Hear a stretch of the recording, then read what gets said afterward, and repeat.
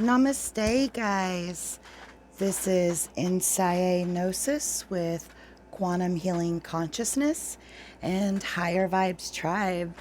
How goes it, guys? How are you? And most importantly, how do you feel, right? How do you feel right now in your body, where you are in this moment? How do you feel? So, for the sake of recording, today is August the 28th, and it is the day of language. How synchronistic I feel because today was the day that I was kind of guided to just jump on and go ahead and make this video. I've been in resistance and dealing with, severing my own shadow contracts with myself and my content, and just becoming aware of where I am out of my sovereignty and what it's going to take to guide me back. So today is the day of language. Now, as a vibrational linguist, I resonate deeply with that term, vibrational linguistics, you could say, more so than, to be a human is to be an empath, but to what degree, right? Like, to what degree are we awake and aware of our own patternings, beliefs, emotions, and so forth, right? So now when we're speaking quantum healing, I'm talking in terms of multidimensionality. Everything is energy, everything is connected, and everything makes us more. So currently, today, for the sake of recording, it's August the 28th. So the sun is in Virgo. And what that looks like on a let's say astrotheological or metaphysical scale is that what's being pinged right now by the sun's energy is Kali sulfate, so potassium sulfate. That is the Virgo cell salt. I like to think of the Virgo cell salt, it's the skin salt, but it always takes me back to, shedding skins like a snake, right? Like, we're always shedding skins, and the snake sheds its skin without demonizing, right? The skin that it leaves. It's it's more just enjoying the experience, right? Its expression. So now this week is specifically in Virgo, with it yesterday being a 4-degree Virgo sun, denial has kind of been the focus in the forefront, like what's coming up for you in your individual reality, like where have you been in denial? Where are you becoming aware of, your beliefs and your patterns and your own emotions, right? Like, that's something to look at, right? And in order to stop events from happening, right, we must feel, emote, and express the painful events to get to the truth of cause, right? And that's when we're looking at causal emotions. And a lot of us, myself inclusive, we still struggle with grief of not loving ourselves unconditionally.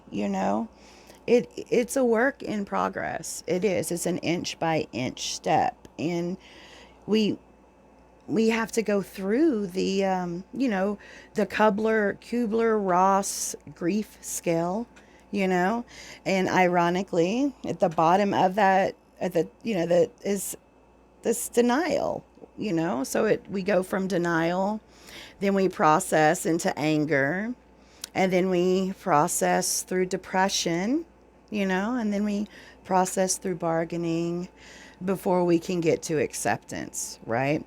And if we look at that scale on an energy level, on a spectrum level, it's and even consciousness, emotion, energy, and consciousness. If you're overlapping it, think quantum, then that's the same, let's say, marker as power versus force, force versus power. Like we're moving up the scale energetically, emotionally, and vibrationally, from denial all the way up to acceptance, from force all the way up to power, and our power is found within stillness. And within that stillness and our sovereignty, we can truly begin to process and look at our own creations, right? Because we create our own reality via our own emotions and thoughts and beliefs and behaviors and actions and even inactions, consciously and unconsciously. Am I enjoying my creation? Does my creations bring me pleasure? Do my creations align me to the feelings of peace? Do my creations align me to passion and in alignment with my desires? And is my creation in alignment with satisfaction? Like that's so key, because if they do not, then it's all right, looking at what pattern, what emotion, what thoughts, what energy, what focus has guided me through to this manifestation. How am I in alignment to this that no longer feels pleasurable or satisfying or enjoyable, right? Like without demonizing whatever it is that aligns us to such, We we manifest gaps in our auric field, which are like windows of opportunity, you could say, through which manipulation and influence and, narcissistic projections and stuff like that, through which they can kind of seep in and affect the way we think and how we feel, and affect our beliefs and our emotions and our desires and our passions and our intentions, And if we are, like, speaking from my own personal experience, if we're having desires only because we're afraid of this, if I'm desiring to go left because I'm afraid to go right, is that a true sovereign desire, or is that more resistance, Hey, Boo. Hey, Marcy. Thank you for joining me, love. I really wanted to hop on and kind of create this here in the Quantum Healing Consciousness private group. And then from here, I'll share it to the other platforms. So thank you for joining me, love. I'm always happy to be graced by your presence. And I just wanted to kind of go through these things and to look at where we kind of play mental fuckery with ourselves, excuse my French. So I wanted to address some human design, not self themes, and kind of play it into this, because where we are open and malleable, where we have gaps in our auric field, albeit through misfirings, with our cellular metaphysics, with our innate cellular capstone, our cell salt deficiencies, right? And note, we come in lacking a capstone of 3 to 4 cellular, cell salts, cellular mineral salts. But stress and worry and living in sympathetic nervous system dominance, where we're like automatons, we're auto accommodating, we're, dissociating, we exist in that fight, flight, freeze, fawn, restress, response mode, then that has the ability to deplete all 12 cellular mineral salts, which creates, like you could say, misfires in our auric field or gaps. And it correlates with the our open gates, you could say, in our human design, because wherever we come into life innately open, and if you're looking at your human design chart, I'm talking about innately open as your white gates, the white areas, versus the defined areas where you have colored gates in the areas of your human design. So where we are open and is where we are malleable. It's also where we're reflective. It's where we're mirroring our external reality and our environment, and we're kind of taste testing, you could say, experiencing, and kind of playing with all of these things within that open gate to determine what works for us individually. Sometimes it's like a trial, it's always a trial and error, but for me personally, I have to kind of play around with everything, experience a little bit of everything. I'm a heretic investigator, generating manifester, running on like 3 to 4 motors at any given time. So I literally absorb my environment, I absorb my reality, and I play with this, play with that, and take what resonates and leave the rest behind, and that's what's worked for me.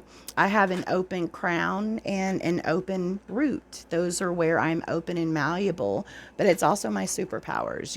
My open crown is my ability to channel in, funnel the collective consciousness, the collective unconscious. I tap into multiple timelines. I can perceive the quantum field, and then my root, where I'm open, is also my ability to be grounded in any given moment. But it's been a great stressor for me too, as someone who has experienced a lot of trauma in my life, and even though I am open in 2 of the 9 areas and I'm defined in 7 of the areas, that doesn't necessarily mean I'm not open and malleable in those 7, because in my humble opinion, I feel that if we experience trauma, especially in early childhood, the first 7 years of our life, where we can have these fragmentations. Like, we can experience trauma in an adulthood in a defined area and have a fragmentation, and then still be experiencing like open and malleability, not self themes, you could say. So I want to go through all of the not self themes for each of these 9 areas, and just kind of talk about the overall gist of it, because we could be struggling right now, right, with what's going on. So the first one is the root area. Am I always in a hurry to be free from pressure? Am I always in a hurry to be free from pressure? Is that root area being triggered, right? The solar area, the solar plexus. So am I avoiding confrontation and truth? Am I in denial about avoidance of confrontation and truth? The sacral area, the third one. Am I not knowing when enough is enough? Do you know when enough is enough, or are you like really good at just pushing yourself, and then not knowing when enough is enough, and then you burn yourself out, right? Our sacral is our superpower too. It can give us a yes or no answer with our body in any given moment, and that's the science of, Dr. Bradley Nelson's, he's the author of the book and the app, The Emotion Code.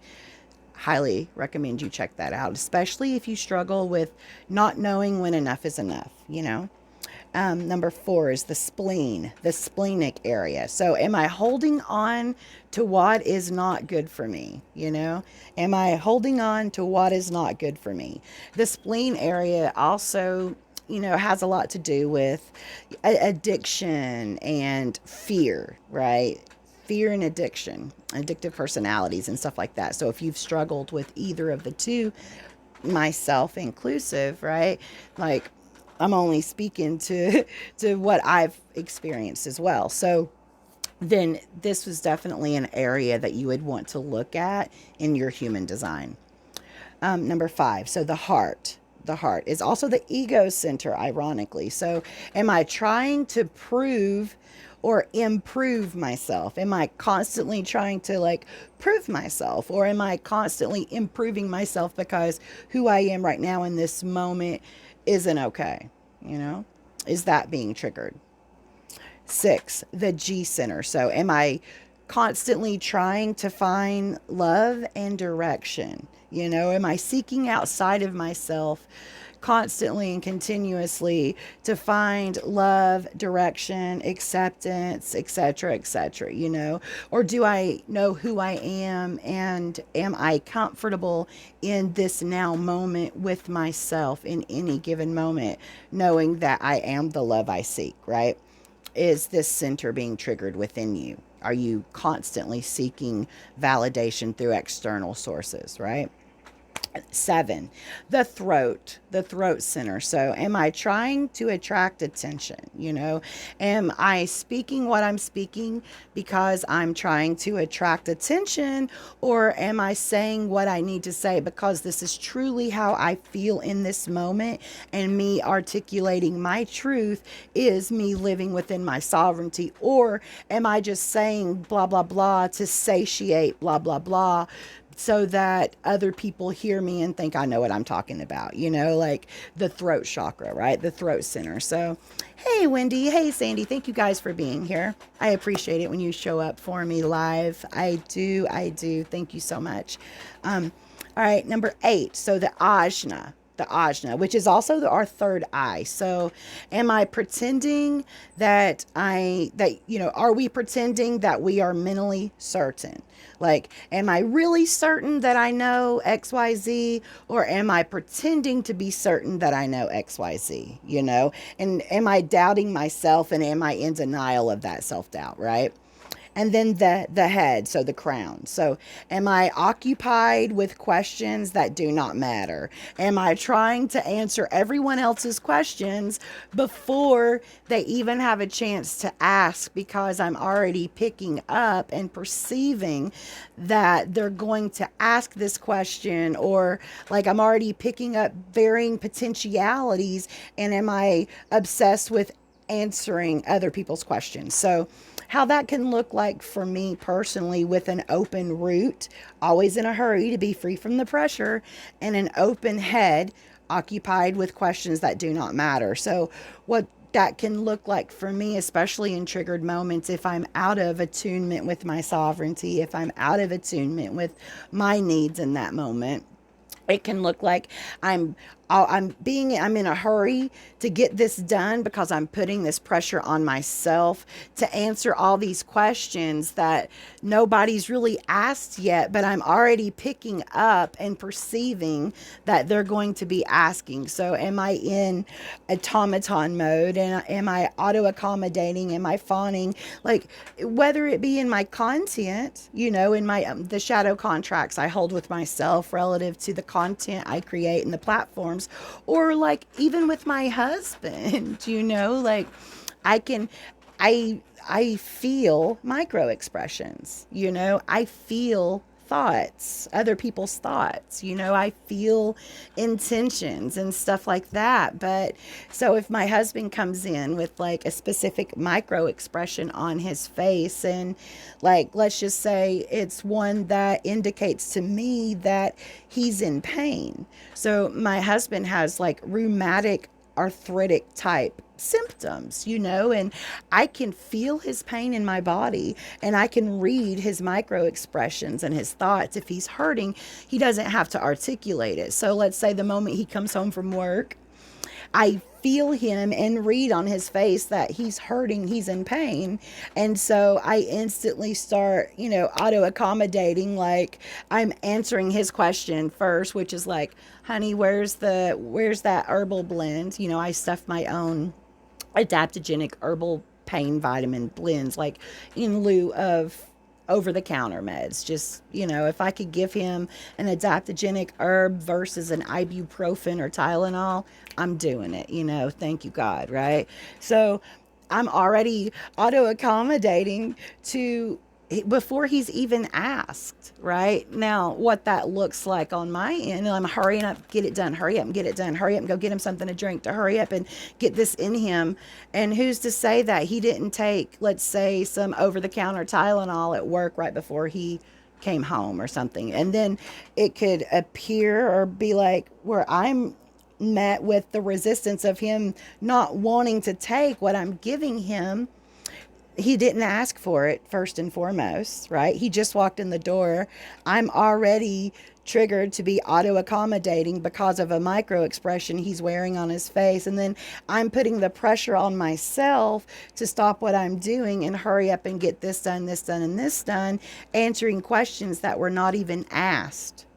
Does, so if you relate with that, these are just some of the examples that, we can look at when we're talking about like being open and malleable and triggerable, through our open gates, but also even our defined centers, like are these not self themes.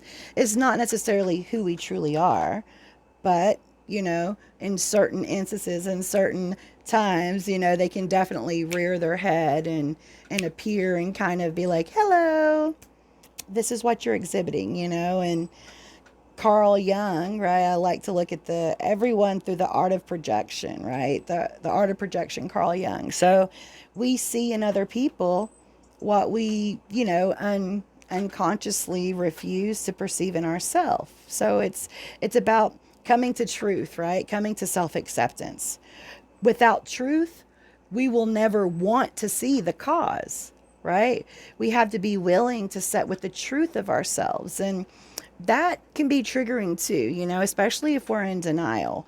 But the truth allows us to trace the effect back to the causal emotion, and without the truth of ourself and our own patternings, we are blindly hitting these effects, triggering these effects without knowing the cause, without knowing the truth. And, we can perpetuate these disharmonies in our life, right? We can perpetuate these states out of harmony and ease. So what is your truth individually for you?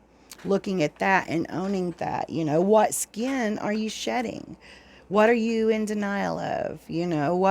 Because it's coming more and more clear by the minute for the Virgo season. That's the concentration and the focus. It's like, what are we in denial of? What are we in denial of about ourselves and our own programming? And what beliefs are we perpetuating that keep us in a state of chaos or disharmony or stress mode? That I want to quote this little quote by Jiddu Krishnamurti. I hope I'm saying his name right. I'll come back and put this quote into the video itself. But in oneself lies the whole world. And if you know how to look and learn, the door is there and the key is in your hand. Nobody on earth can give you either the key or the door to open except yourself, except yourself. And if we're in denial, in the vibration, the energy, the consciousness, the state of denying and in denial of one's own self and one's own objective truth, we cannot even perceive the key in our hand or the door through which to enter. We're met with more lack and chaos and stress and such. So I'd like to reference an Amanda Flacker video here, eight ways to align to the abundance matrix, and it's the 8 sacred acts of rebellion, or 8 acts of sacred rebellion. I'll come back and link it too into the video description.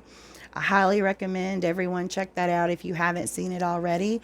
I'm going to list the 8 really quick through, and then I will sign off. So 8 acts of sacred rebellion. Amanda Flacker.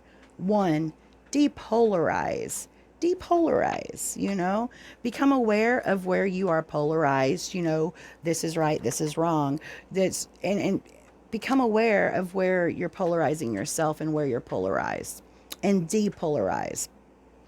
2, pray for and expect miracles. Remember, currency is focus energy, right? Our time.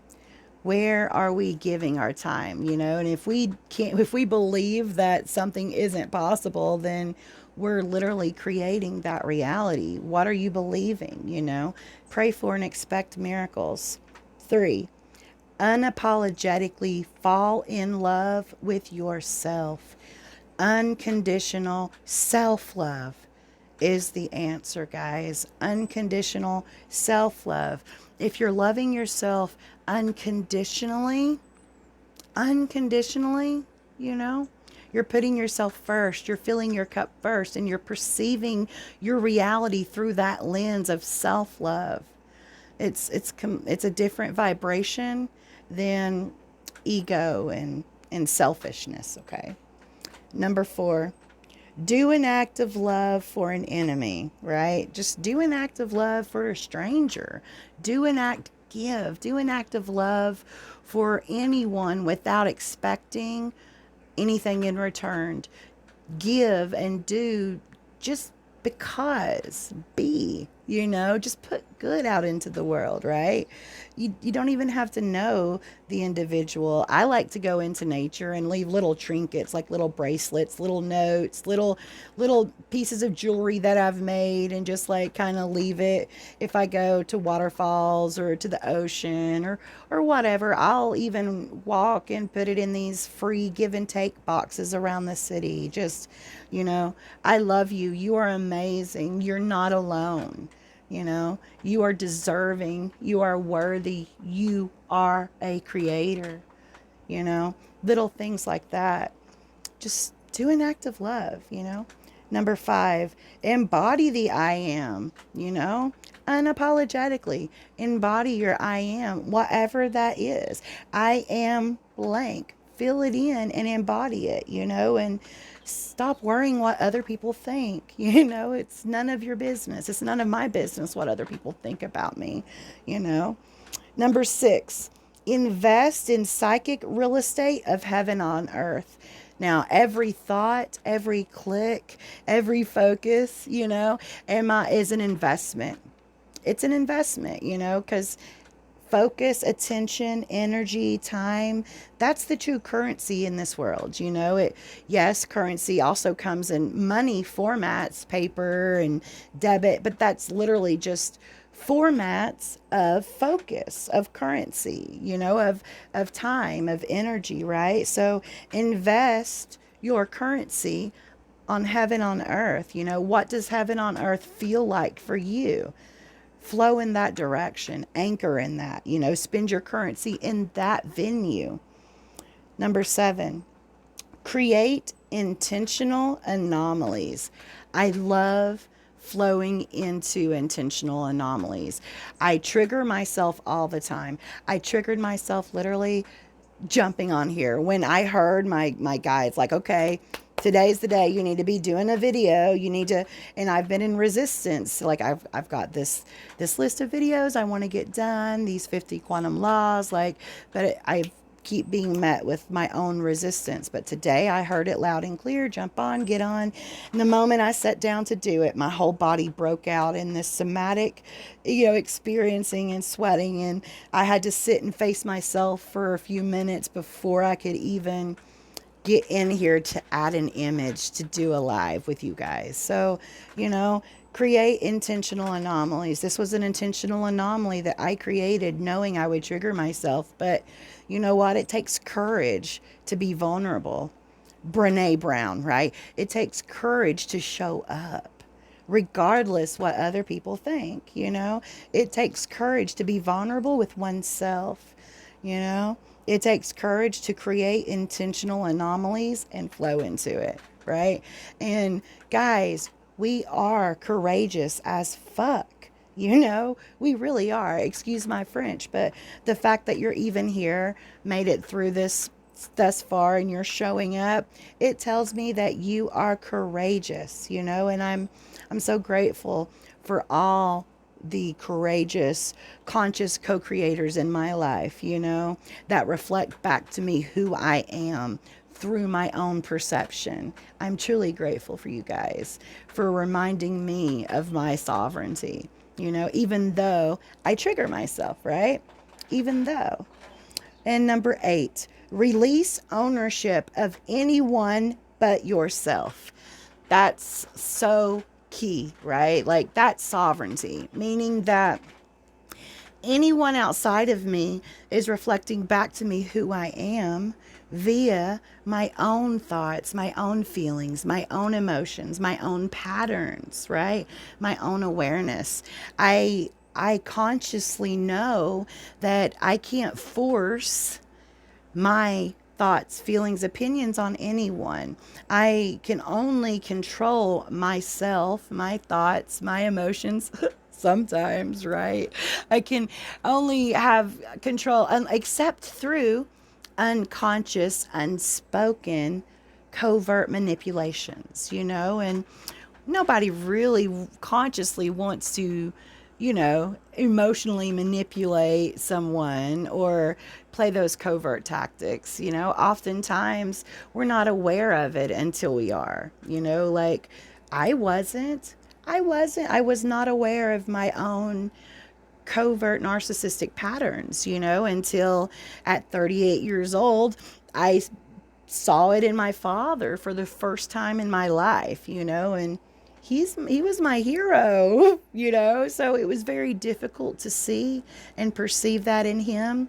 And it was even more difficult to see it in myself, especially since I knew that, I had spent a lot of time in victimization and powerlessness, and had been abused and, in domestic violence situations that led to living with complex PTSD and stuff like that, but also becoming aware of where I perpetuated those types of covert patterns and unspoken bitterness and unspoken animosity and stuff like that. So it's just, becoming aware of where we're open, where we are malleable, where we are triggerable, and kind of closing the door consciously, and choosing our sovereignty consciously, utilizing our authority consciously, like I'm a manifesting generator, heretic investigator profile, and my true authority is an emotional authority. Yes, I do utilize my sacral energy a lot in the now moments because I thoroughly enjoy living as a dot, living in the moment, in this now moment as a dot, So I enjoy asking my body yes or no questions and feeling the urge, yes or no, whatever I need at any given moment. But if I am working on something or with someone, or if it's a serious whatever's going on, and it's like, okay, I truly need to give myself 24 hours to ride that sine wave, that emotional energy back to neutrality before I make a serious decision, and that's my superpower. That's my true authority. So I give myself that. Sometimes it triggers other people, especially if they need a yes or no in the moment, right? And if I cannot give them a yes or no in the moment because I have to give myself 24 hours, then that signals to me to create space and an instant no. And anyone who's not okay with that, that's just a red flag that, okay, well, perhaps I need to create some space there too, And I love everyone. I love everyone through the lens of unconditional self-love.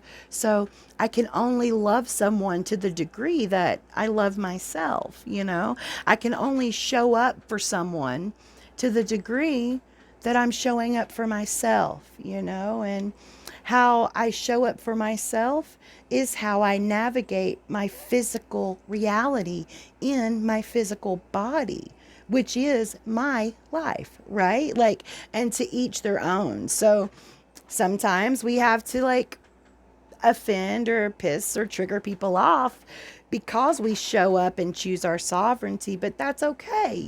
Maybe they needed to be offended. Maybe they needed to be triggered, for them to become aware of their own patterning, right? But if we're showing up from a vibration of unconditional self-love, There's nothing malicious about it. There's no unspoken, malicious, covert, narcissistic intent relative. It's just like, hey, this is what I need to feel good in my now moment in my body, because this is what I need to feel good in my now moment in my body. Has absolutely nothing to do with you, you know, per se, except I need this now to feel good in my body, blah, blah, blah, and that's can appear as a boundary. Some people are not okay with boundaries, So if you put down a boundary and it triggers someone to have an emotional outburst, or to emotionally project, or to like shut down and to start building some animosity or bitterness or resentment, that's their emotions and their subconscious programming to work through. It has nothing to do with you. The fact that you set the boundary down because you needed XYZ for you to feel good in your now moment because of XYZ.